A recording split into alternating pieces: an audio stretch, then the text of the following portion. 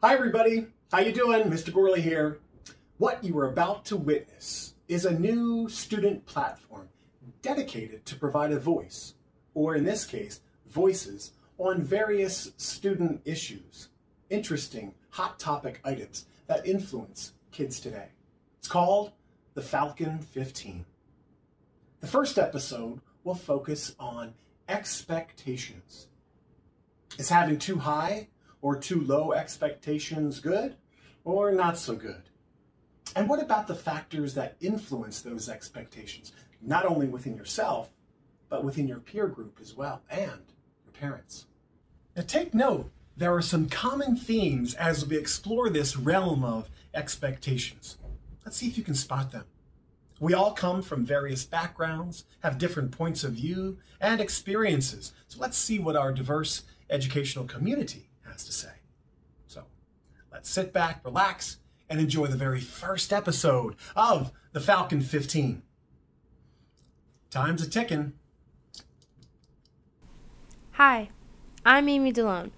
I guess I'm your everyday average high schooler who has a lot going on. Let me give you a rundown. First off, I'm so overwhelmed and stressed. I have so much to do. I'm so sore from last night's physical therapy and I only got 5 hours of sleep. Wait, did I take Spike out? Did I pack my gym clothes? Did I even unplug my flat iron? I have 2 tests today. I have to turn in my essay for English. I need to make sure I help Annie with her algebra homework.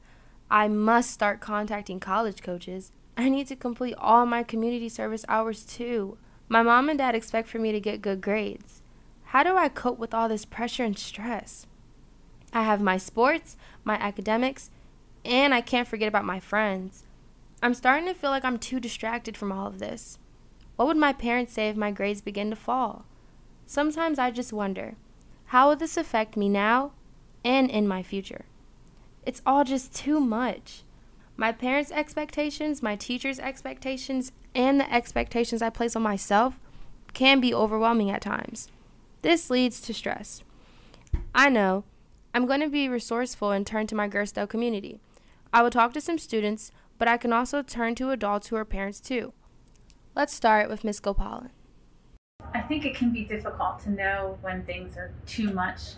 However, I think as a parent, I would hope that I can instill in my child that she can ask questions, that it's okay to tell us how she's feeling. The negative aspects of having too high of expectations came from myself, because my parents, they were pretty easygoing with me, but I still remember to this day the first time I got a C, and I literally was so scared to tell my parents, and I don't know why, because they saw that I was in tears and they were telling me that it's okay. Wow, she was hard on herself too. I know for me, I'm a perfectionist, and I have very high expectations for myself, and I'm very hard on myself, and my parents have pretty high expectations for me too. And I know sometimes I don't meet those expectations, and I get really hard on myself, and I beat myself up for not meeting those expectations. Interesting how Miss O and Emmy have the same thoughts. I wonder how Miss O feels about her students. My students, I feel I also see that in the same kind of variation as well. Where for a lot of them, it's they're mainly just the hardest on themselves, and I constantly want them to be less hard on themselves so that they can, not be afraid to try harder problems that they probably could do if they weren't so scared of letting themselves down by thinking that they're failing themselves by not getting things correct. What are Tyson's thoughts about failure? Parents should be ready for their kid to fail at something once in a time, because a kid is definitely going to make a mistake and fail at once. I think Xavier has some valid thoughts too. A lot of the time that can lead to children fearing failure, and when that happens, it sort of builds a bit of a toxic relationship. Haley knows how a student athlete feels. Athletes will have so much pressure from their parents to perform well or to play a certain way, and when that happens, they tend to get nervous or try too hard to the point where it's affecting their mental health. Ajay is never at a loss for words. It just brings extra stress. You're already trying to you're already trying to do well in your classes, obviously, and do well in the sports field in every aspect. And if you then have another, say, outside influence trying to push you to go higher, it's then just added stress onto your stress alone, because we already all are stressing to try to be the best. Jasmine, John, Hayden, and Gavin make a lot of sense too. Like when they were a child, if they had bad experiences that maybe their parents didn't necessarily help them with, they don't want us to go through that same problem. I feel some parents set those high expectations because they feel their kid can do it, that they would never try to force a situation, but others feel that because maybe in their past they had high expectations, that they would bring it down to their kid, and that's not the best situation, because why would you want to put all that stress and anxiety towards your kid when you know he's a smart kid regardless? I would say that it's good to have someone push you to be your best, but it can be bad if they push you too hard when you're like stressed out and stuff.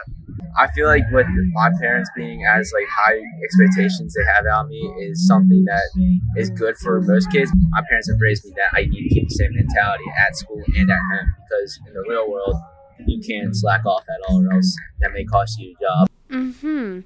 But how much is too much? There comes a point in school, and in high school especially, when a lot of pressure from parents becomes too much, especially when if it's about doing your homework or your grades.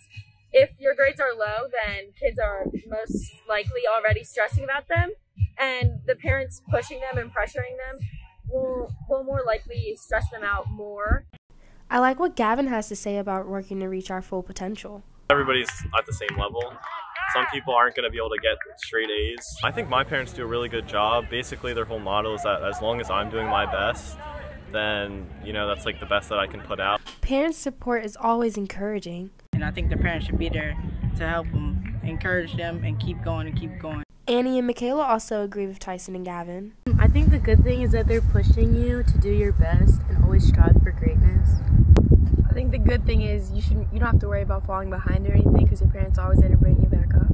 Is there really a difference between when our parents grew up and what we're going through now? I wish that my parents nowadays would understand it, because this is more modern. This isn't when they were in school. As I think parents should update their expectations. Miss Meekins and Miss Suggs shed some light on the generational differences of expectations.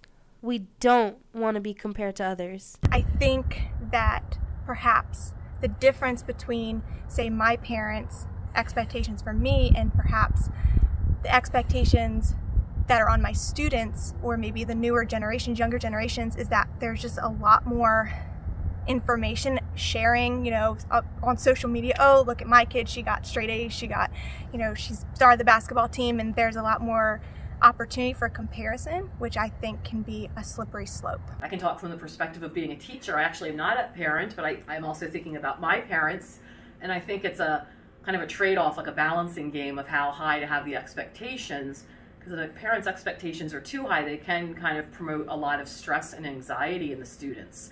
And sometimes when parents have such high expectations, they tend to maybe intercede for the student, and instead of letting the student, you know, contact the teacher, or letting the student seek the help. Ooh, this reminds me of a movie I once watched. Our parents will remember it too. It's called Dead Poets Society. Drawing you from Welton and enrolling you in Brayton Military School. You're going to Harvard, and you're going to be a doctor. That's 10 more years. Father, that's a lifetime. Stop it. Don't be so dramatic. You make it sound like a prison term. You don't understand, Neil. You have opportunities that I never even dreamt of, and I am not going to let you waste them. I've got to tell you what I feel. I've been so worried. What? Tell me what you feel. What is it?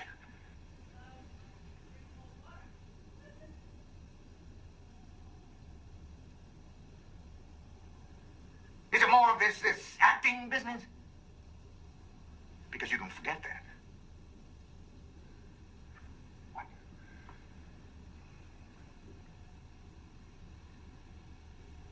Nothing.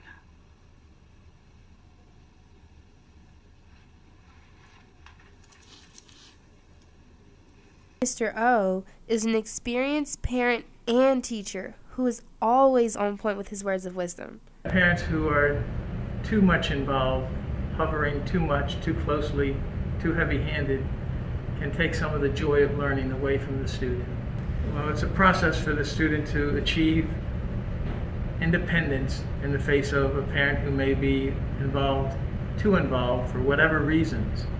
I think it's important that parents take a look at why they are so involved in some cases where the pressure feels so great on the part of the student, where he would like to say to his mom or dad, or she would, I've got this, Mom.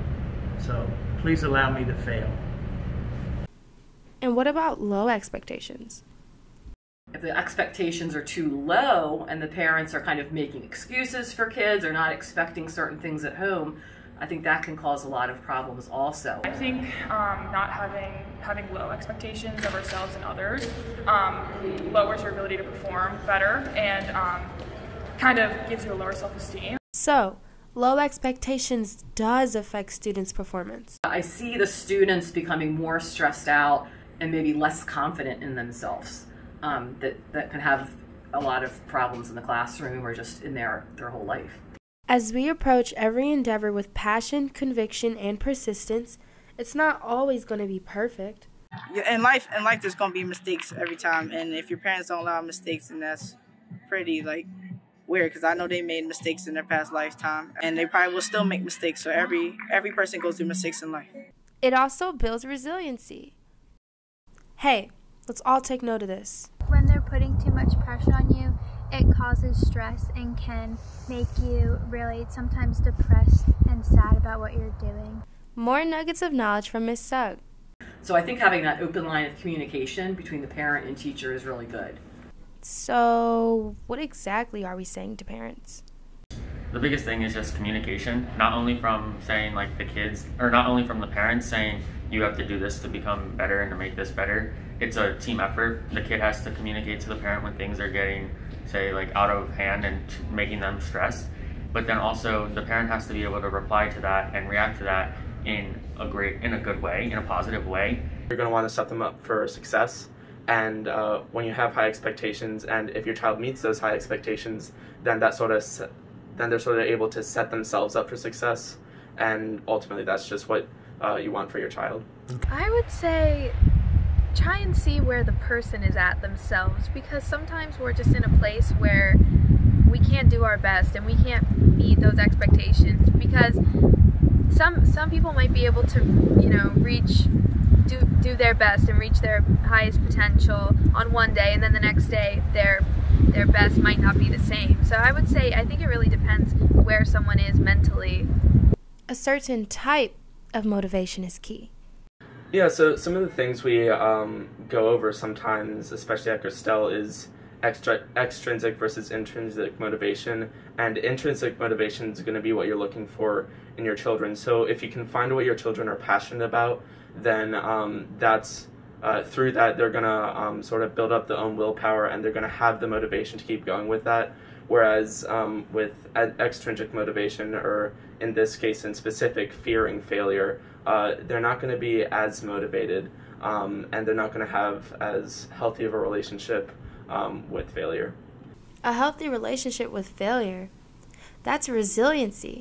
Usually I find that, when students are interested in things, that they really do thrive, and they can really do really amazing things. So I guess that's what comes to mind for me. You want to move your child to a place where he or she takes responsibility for their learning because of the joy of learning, because of their commitment to their subject that they're studying, not just to please the parent.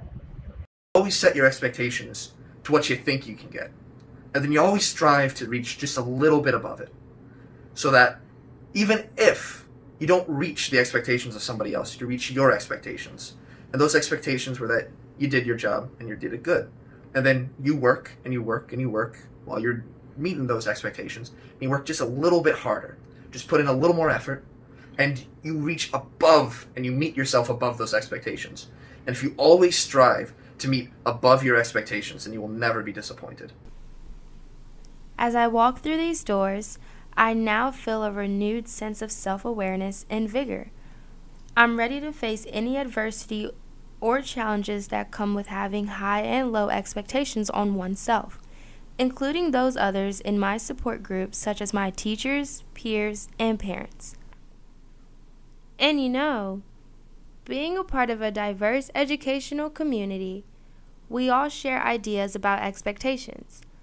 On my journey, to reach my full potential, there truly is an art of positively influencing others to unite in a common direction and guiding them to improve themselves and their community. Did you recognize some common themes associated with expectations? How many times did the stressometer go off? 15, I think. That's an average of 1 per minute. It seems like stress can be associated with expectations and affect our overall health and wellness. Some stress is a good thing, eustress. It's both motivating and beneficial to oneself. Other stress and influences of expectations can be overwhelming and destructive. As parents and teachers, we only want what's best for you. You know that. You've probably heard that before. What I think we need to take into account is your own happiness that relates to expectations. Understanding what makes you happy from all sides, your peers, your teachers, your parents, but most of all, yourself. It is essential to strike a balance and communicate when being open-minded when reflecting on the process. Self-awareness is essential to our critical thinking and overall health and total wellness. We hope you enjoyed this episode on expectations. We look forward to the next Falcon 15. Take care.